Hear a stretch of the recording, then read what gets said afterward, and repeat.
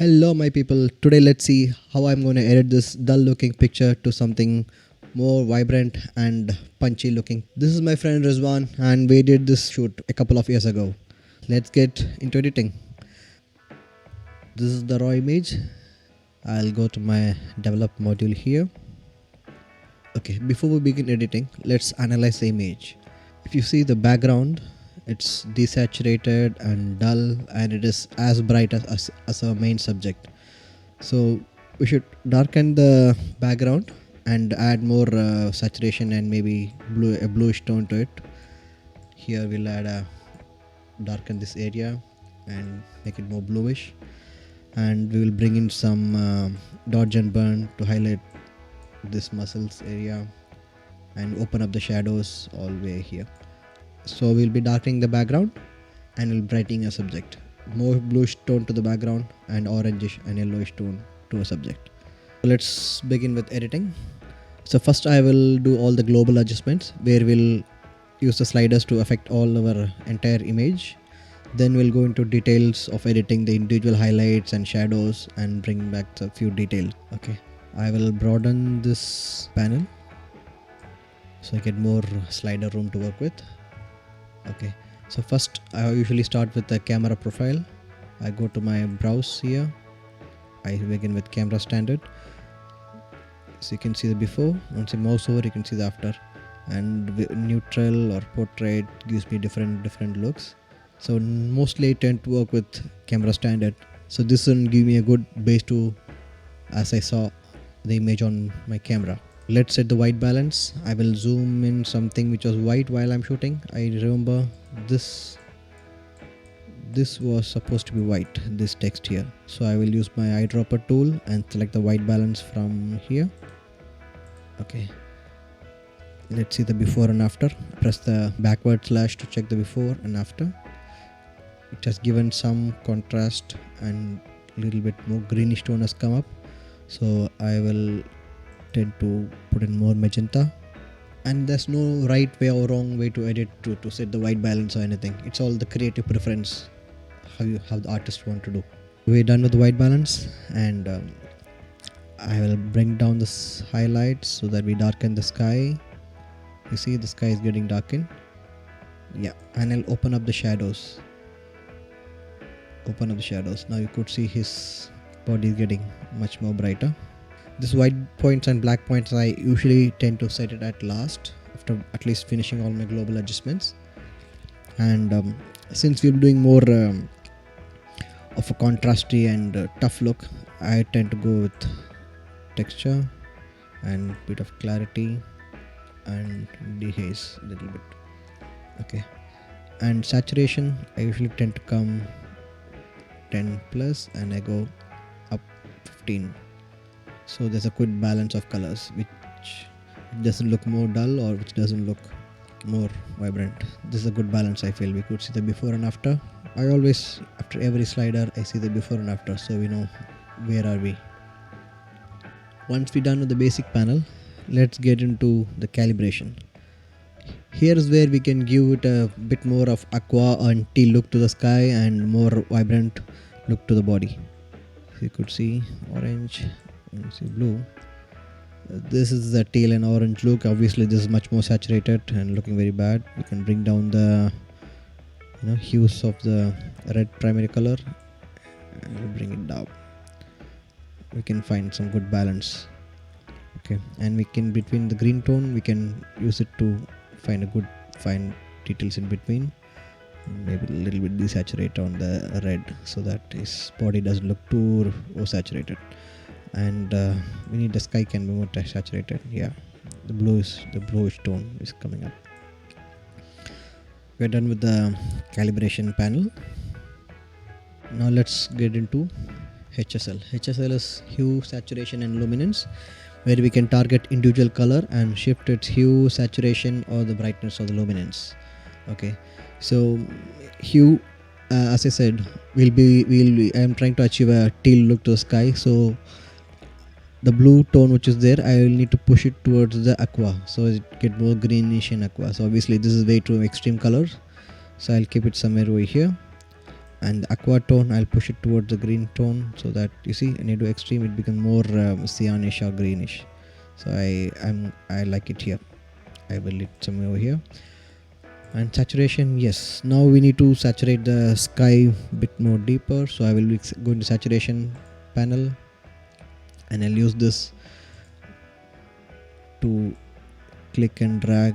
You could see the vibrance of the blue on the sky is increasing somewhere over there, or it's a bit too much. I can bring it down anytime, and I'll add a little bit of aqua color to it. Yes, I don't want to increase the saturation of the body because it look really awkward if the colors are, the skin tones are not right. And I'll go to luminance.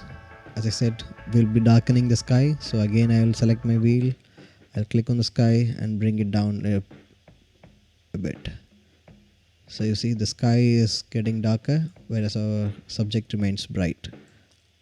More aqua, purple. I like it somewhere over here. So I think we are good with HSL panel. Once you're done with HSL, let's get into the lens correction. I enable this chromatic aberration and profile correction.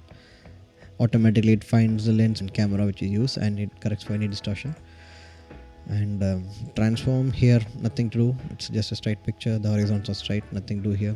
And in effects, I would like to use a little bit of vigneting, post crop vigneting, so I just a little bit more darker and roundness and feather it a bit. And let's see the before and after of this. This is before, this is after. It's a bit too much, I will reduce it. I good with that. We are good with that. Let's get to the detail panel. And if you see I shot this with ISO 100. Comparatively the noise will be lesser, so there's nothing to reduce in this with noise reduction. So maybe we can sharpen it a little. I'll zoom in way too tighter. I'll sharpen it from 40 all the way to 50, and a little bit noise reduction, if at all, if anything is there, that's taken care. So this is good. And once you sharpen, I always tend to do masking. So when we do sharpening, this sharpening effect is applied to the entire image. We don't want it to apply it to the sky. So I'll press my Alt key and I'll press the masking and slider, you see. Now whichever area looks white, that's where the sharpening is being applied. The sky is black, so there's no sharpening applied. So somewhere over here, so in my 70s and 80 looks good to me. Yeah, so that's all with the detail panel. Once we're done with the detail panel, let's go set the black and white points. I'll open the histogram. You see the brightness or the highlights are a bit low, and lots of things in the midtones, so we can increase the whites till we see any white dots. I'll press Alt. I'll press Alt and set the black points. Yeah, so let's see the before, after. We already brought in enough and more contrast and punchiness and vibrance to the picture. Now we are done with the global adjustments. Let's get into local adjustments. To do local adjustments, I will select my radial tool. I will reset this one. This part is a bit dark.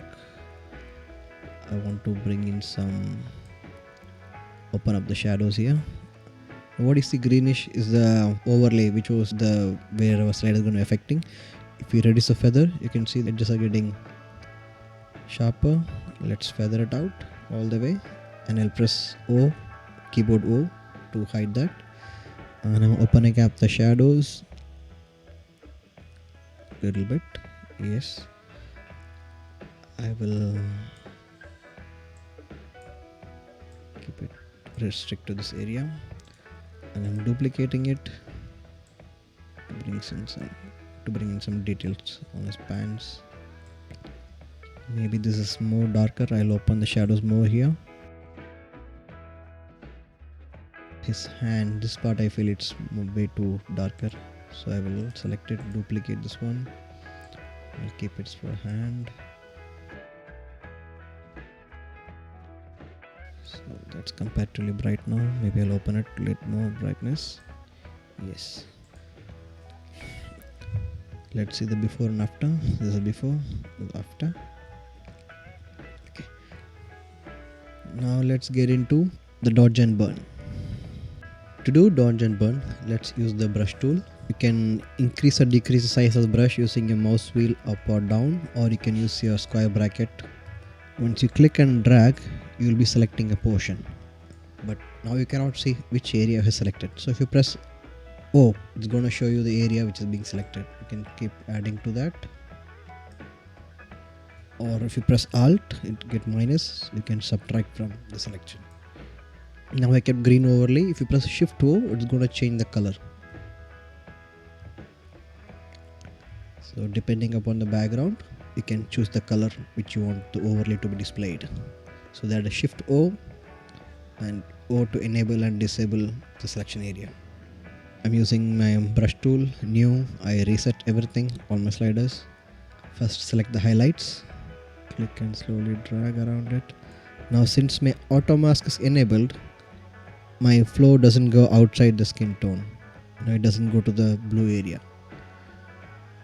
I can roughly do it here. Keep it smaller. I keep adjusting the size of the brush so it looks more natural.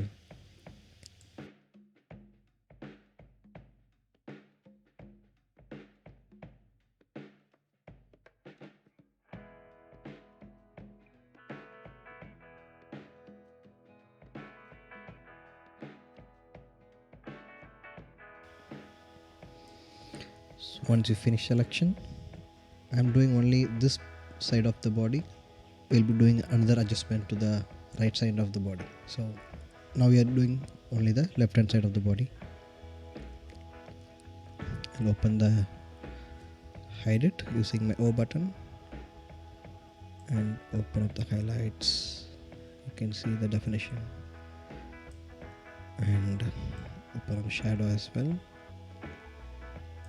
and a bit of whites, and to compensate for that, we'll darken a little bit.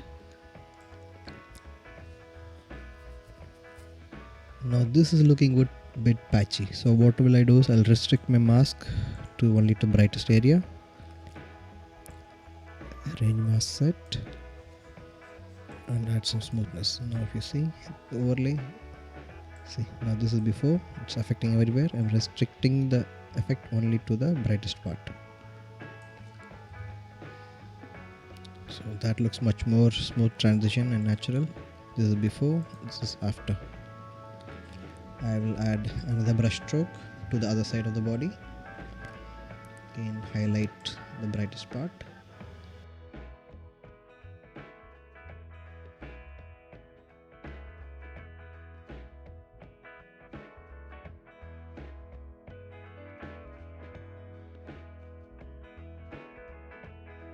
Restricting the range to the brightest part and more smoother.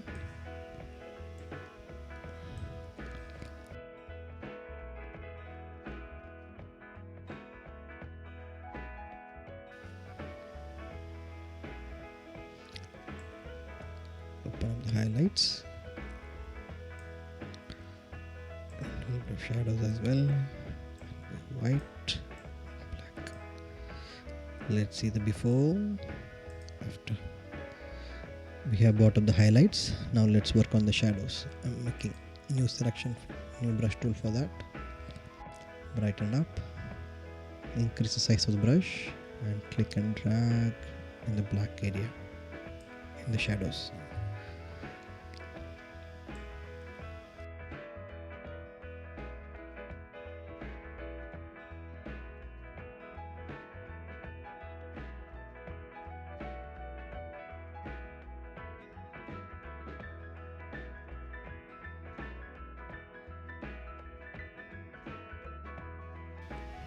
Now let's restrict the range of it. Do the opposite, bring it to the darker part, to the shadow area. this smooth transition. Hide the selection and darken it. White, darken the blacks again. More. Yeah, that looks good to me. I'll open another new. Do the same thing on the other side of the body. Open it up.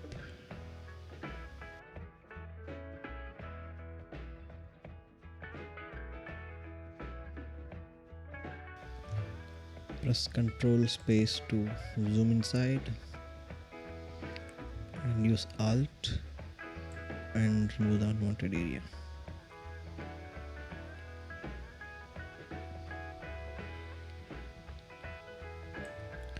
In Control Space to zoom out.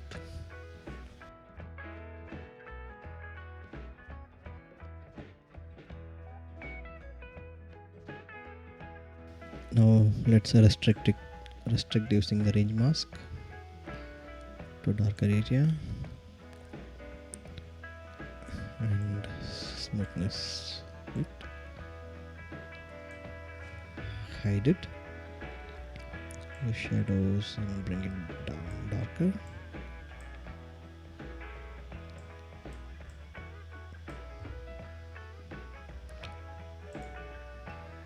Let's see the before and after. This is before, which is flat. Now we had added lots of highlights and dots and burn. Yes. Now let's try to bring some details into this.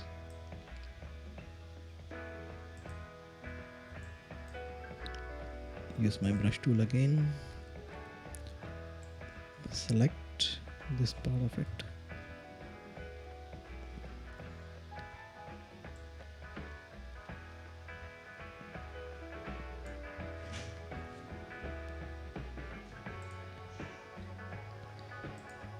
Fit to page, and I will brighten it up.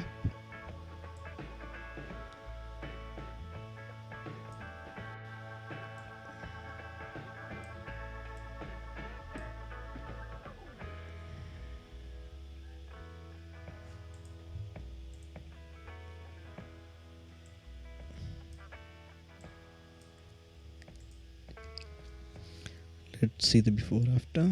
This is before after. I think this looks good to me. That's it. Thank you very much.